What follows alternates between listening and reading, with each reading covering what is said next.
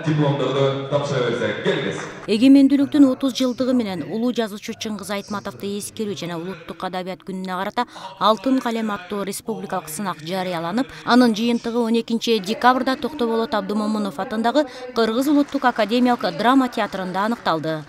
Маданий иш-чара 12 декабрда улуу жазуучу Чыңгыз Айтматовдун жарык дүйнөгө келип, Алыкул Осмоновдун каза болгондугуна байланыштуу театрдын актерлору залкар акын жазуучулардын ырларын көркөм окуу, чыгармаларындагы монологдорду айтуу менен башталды. Күтүлмөгөн жерден тагдырыма сене бар. Сен мага дос, жолдош, өзүңдө болсо сенин балдарыңа, алдыңа койгон кыял максаттарыңа жумшайын дедим.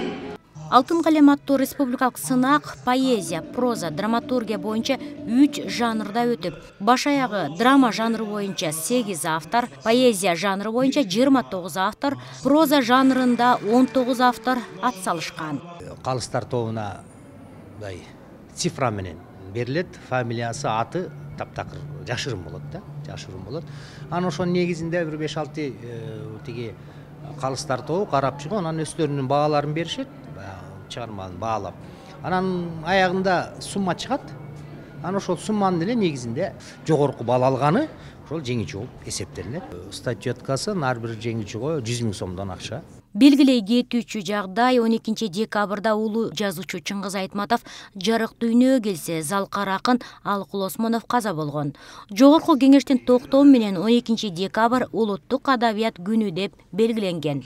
Улуттук жазуучулар союзу Маданият, маалымат, спорт жана жаштар саясаты министрлиги менен биргеликте 2021 жылы Алтын калем сыйлыгын уюштурушкан.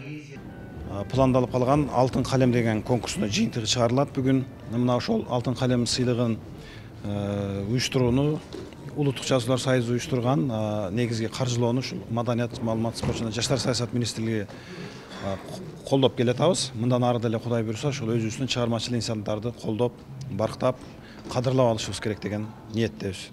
Ошентип толкундануучу убакыт келип, эң мыкты прозаны жазуучу Абдыкерим Муратов алса, эң мыкты драматургияны драматург Алтынай Темирова жеңип алса, ал эми эң мыкты поэзиянын ээси акын Нарсулуу Гургубаевага тапшырылды.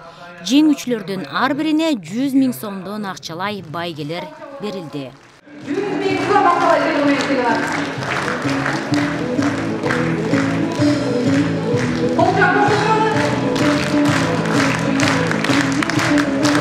Прозадан негизинен 4 аңгеме катышкан. Ошол аңгемелердин бирөөсү кептеркана деп аталат.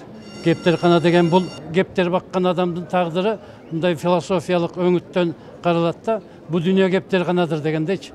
Мына ушундай өңүттөн каралат. Бир анан кыя жолдор деген дагы аңгеме, анан дагы бир 2 аңгеме, 4 аңгеме менен катыштым. Анан ошол аңгемелерде негизинен бул кыргыздардын байоо турмушун, мындай байоо жөнөкөй адамдардын турмушун, мындай арабызда эле жүргөн, билинбей жүргөн адамдардын тагдырларын чагылдырууга аракет кылдым да. Соңунда улуу жазуучу Чыңгыз Айтматовдун урматына Токтоболот Абдымомунов атындагы Кыргыз улуттук академиялык драма театрында кылым карытар бергөн спектакли менен жыйынтыкталды.